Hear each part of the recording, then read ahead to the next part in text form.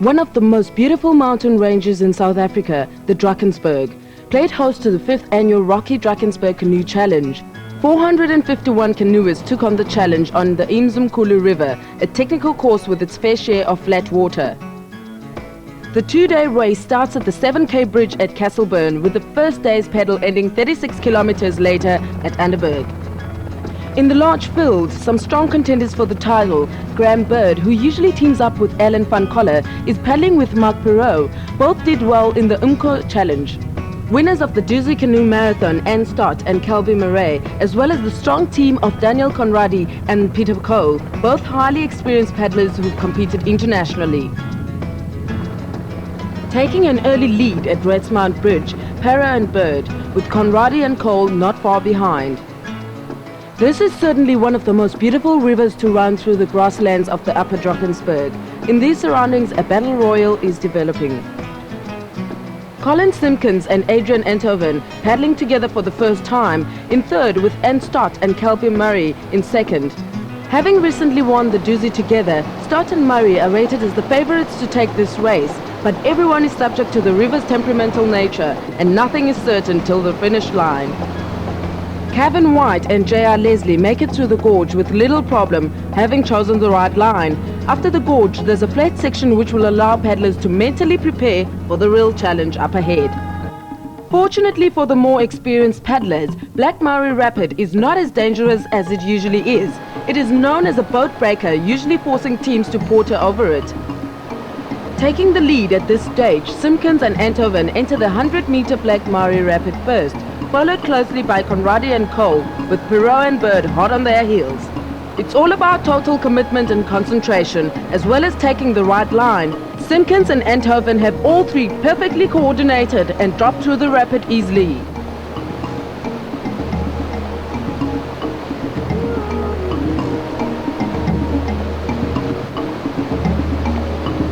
Others are not so lucky, with the team in 12:42 getting an early swim, causing White and Leslie, who had the lead group in their sights, to upend.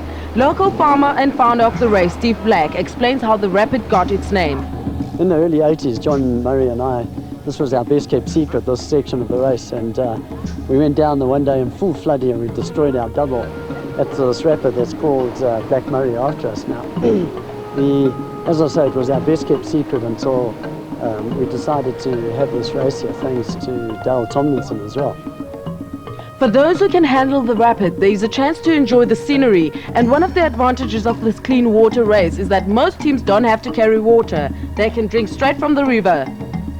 The lead has changed again, with Daniel Conradi and Peter Cole having moved up from third.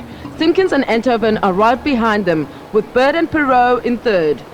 In the K1 category, Robert Lamberti is doing well. He is also very involved in the developing of the sport amongst young black paddlers. Myself, I like the sport because that sport is not the same like a football.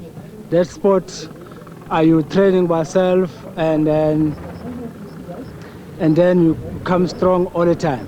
And then the black people, they don't understand properly because someone is scared for the water, someone is scared for the snake, someone is scared for the flood. And then I got now 35 the black people I'm coaching involved for the canoeing. Further down the field, Conradi and Cole have dropped right off the lead, a disaster for them after their canoe got stuck in the first weir. It's Simpkins and Enthoven who have now opened a 40-second lead on Bird and Perot as they hit the Thompson Rapid.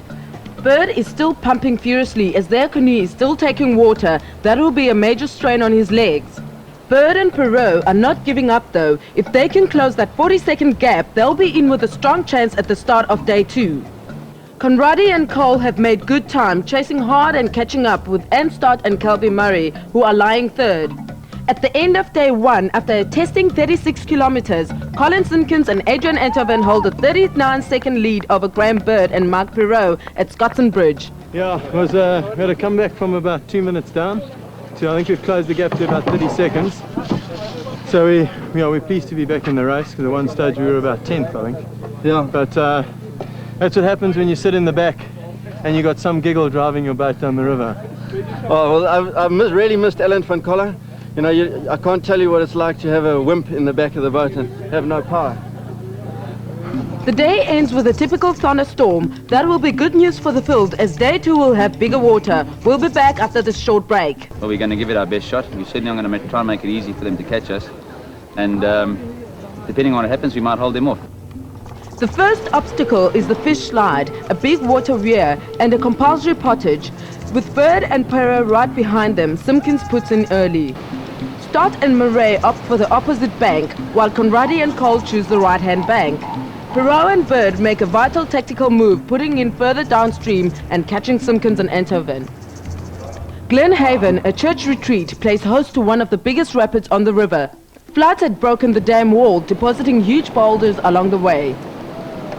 Simpkins and Eindhoven, with a narrow lead, hit Glenhaven Rapid first, hoping to maintain their advantage. They handle it well, powering through the right line. They're closely followed by Bird and Perot, who make things look really easy. They're still battling a leaking canoe, meaning Perot is pumping water out all the way. That's the mark of an incredible athlete, if they can win here.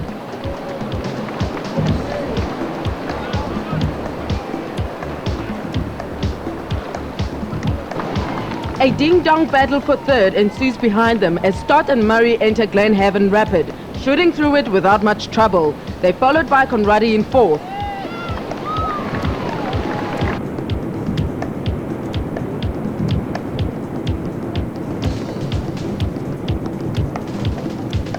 Although there's limited access for spectators, they still somehow manage to pitch up and offer support for those who had made it this far.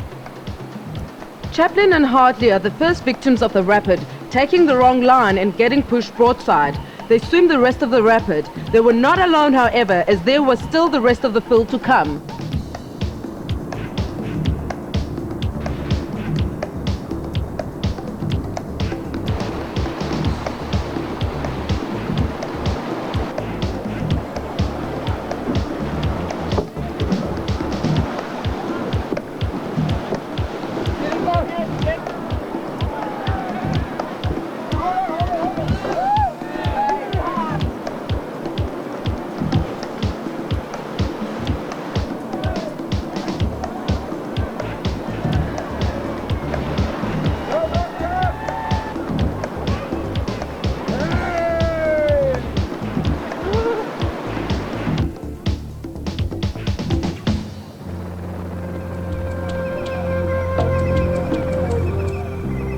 With no chance of catching the leaders, who are 3 minutes ahead, Conradi and Cole and Stott and Murray work together to finish the race. Rocky has always been an integral part of the great outdoors. We believe in good, clean, pure, amphibious fun. It's always an honor being in a beautiful setting like the Drakensberg. It's the only clean water, it's the only clean water race in the country. And just the invigoration of this beautiful country is the epitome of exactly what Rocky stands for. Get out, do it, have fun, and keep it clean.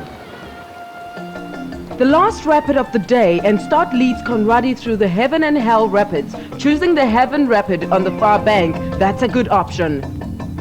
Perot and Bird have managed to take the lead from Simpkins and Eindhoven, who bent their rudder on a sand bank. Bird and Perot take the line in 3:32.53, a full 12 seconds ahead of Simpkins and Eindhoven. It's a sprint for the line, but Conradi and Cole cross in third. Stott and Murray taking fourth place. It's a pity. Had we not made the mistakes, it would have been nice, because we could have put that energy that we used chasing the whole time into maybe trying to open up some sort of gap and trying to have a comfortable race. And we got a bent rudder. We went around a corner and we went up on a sandbank, and they got just a little gap that they needed to be able to do an interval and hold us off.